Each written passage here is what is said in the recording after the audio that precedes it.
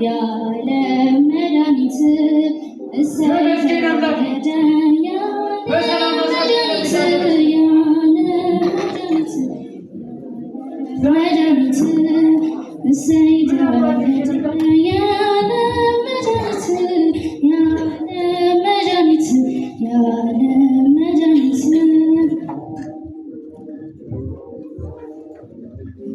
ተወለደ የዓለም መድኃኒት ለምን ቤተክርስቲያን እያለሁ ቀኑ እንዴት ደስ ይላል።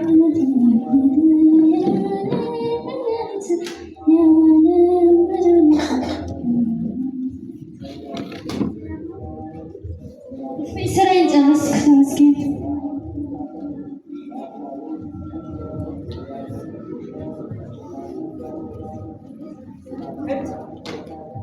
ነጋዴ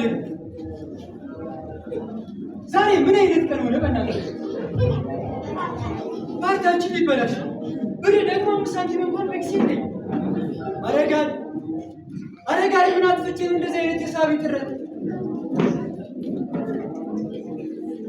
ለምን ቤት ለምን 50 ብር ተሳከመኝ። 50 ብር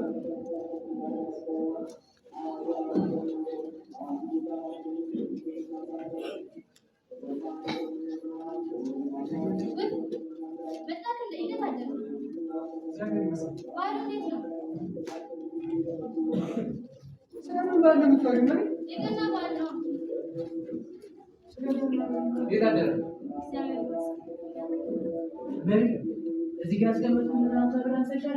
እኔ አላነሳሁም። ክንዱ አንተ ሳትታል በልበል ሰበር ያንተን 50 ብር ደግሞ ማን ይወስዳል?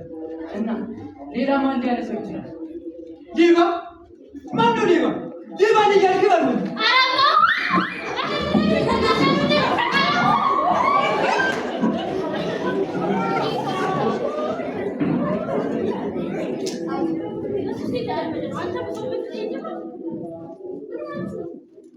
ብሩን የፍምጥሩ ወስዳለ እኮ ነው የሚለኝ። ዝም በይ በእናትሽ። አንቺ ምን አገባሽ?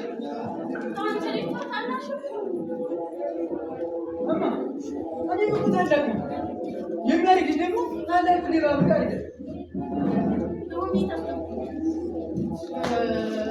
ይኸው ልቡ እኮ ጠፍቷል። የሰንበት ተማሪ ነገር እንዲሁ ነው፣ አይታመንም። ከዛ ሚስቱራን ብቻ በቃ ወደዚህ ወደዛ ይህን አንጋሪ ጆፊት ነው ሰው ያልገባው በጣም ነው ደስ ይላል። የሀገር ውስጥ ጆፊ ማለት እንዲህ እናንተ ሰዎች ያምናችኋል እንዴ? ለኔ ሰው እንደምትወሰብስበት አለች። ዛሬ እኮ ገና ስለሆነ ቤተክርስቲያን ሄጄ መባ ልሰጥ ነበር ያሰብኩት። ስጦታዬን እግዚአብሔር አልወደደውም ማለት ነው። የጠየኳችሁ እዚህ ጋር ስለምትይ ስለጠፋችሁ አይማ አለኝ። አጋም ሳንቲም ቢስስ ተናግሬያለሁ። ካላመናችሁ ፈትሹ። ይኸው ስራ ፈትሹ። እኔ እዚህ ቤት ምን አይነት ጭልፊት እንደገባ እንዲህ ቅድም ያየሁትን ብር አይሆን አፍ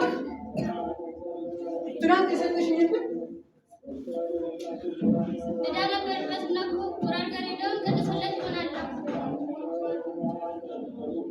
ስለ ገዛሽ አመሰግናለሁ። የእኛ ሰራተኛ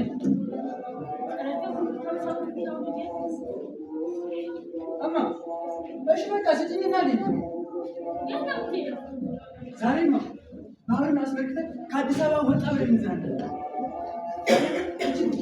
200 ብር ይሆናል።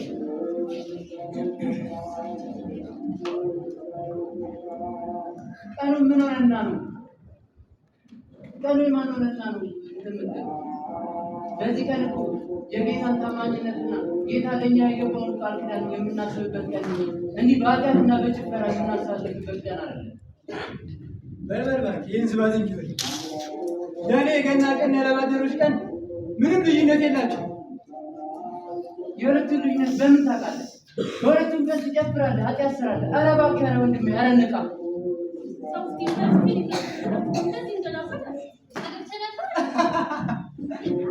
አዎ ዩኒቨርሲቲ በሰዓት ብቻ ነበር። ግን ምን ሆነ መሰላችሁ? አልተስማማም። ከዛ አንቺን በቤትሽ እኔም በቤቴ ብያስፈትቻት በቃ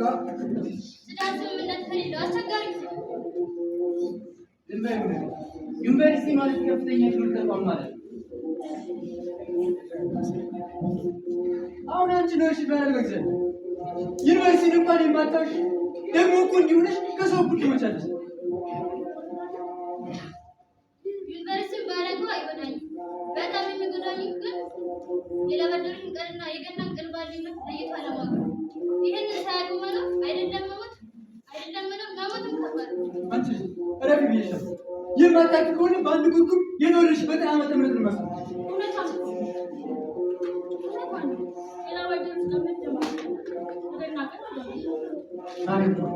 የሁለቱንም ልዩነት ደም በማፍሰስና ባለመፍሰስ ገለሽው። ሌላ ልዩነት አለው። ነፍስ ሊማረውና አባታችሁ በምናከራየውና በምንኖርበት ደሙ ቃራ ላይ ደመርቅሽ ምን ጥቅም አለው? የገና በዓል የሚመስል ቀን ምንም ከሌላቸው የጎዳና ልጆች ጋር ስናሳልፍ እማ የገና በዓል ደግሞ ከበዓላት ሁሉ ለየት የሚያደርገው የጥል ግድግዳ የፈረሰበት ሰውና መላእክት በአንድነት የዘመሩለት በጨለማ ይኖሩ የነበሩ ሰዎች በአንድነት ብርሃን ያዩበት ትልቅ በዓል ማለት ነው። እሱ መስራት ልጅ ዘነጋሽ እንጂ መቃጨት እንዴ አራሳችሁ ልጅ መሰረታችሁ ምን እማ በእናትሽ ስተኝና ልጅ ነገርኩሽ እኮ ይህ ፓርቲ የዓመቱ ምርጥ ፓርቲ እናደርገው ነው። ምክንያቱም እርስ በራሳችን ስጦታ የምንሰጣጥበት የዓመቱ ምርጥ ፓርቲ እርስ በራሳችን ደስ አይልም? ልደቱ የማንነና ነው እርስ በራሳችሁ ስጦታ የምትሰጣጡ? የልደቱ ባለቤት እኮ እሱ ኢየሱስ ክርስቶስ እኮ ነው።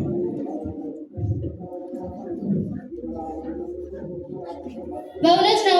ጥሩ ስጦታ ከስጦታዎቹ የላቀ ሰብር የማይገዛ ስጦታ። አመሰግናለሁ። እኔ እንደዚህ አይነት ቀልድ አይመችም።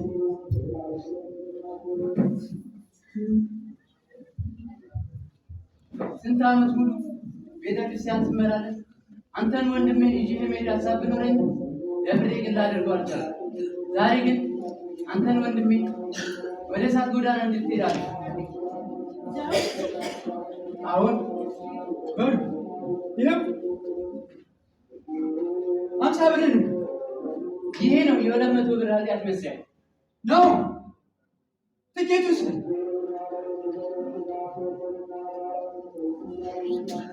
እንዴ አደርገው ያማል እንዴ 200 ብር እኮ ነው የወጣው። ያለ ትኬቱ ደግሞ መግባት አልችልም።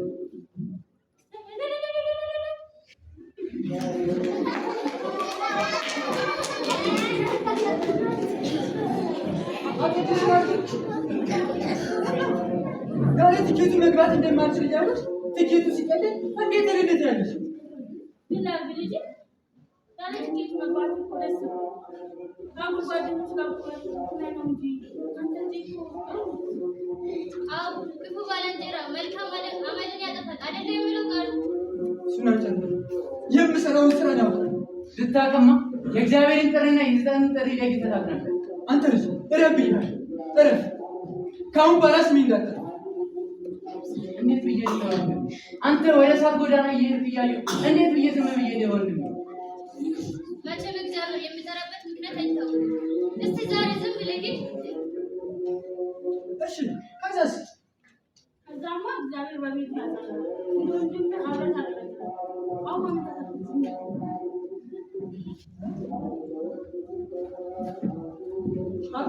ሀሳባችሁን ብቀበለው ዛሬ ግን እኔ አልሄድም። እመቤት እኔ ብዙ ኃጢአት ያለብኝ ልጅ ነኝ። ኃጢአቴን ተሸክሜ መሄድ አልፈልግም። ሰውነቴ በኃጢአት አርባለች። ባይሆን በሌላ ጊዜ ጸበል ተጠምቄ እንሄዳለን።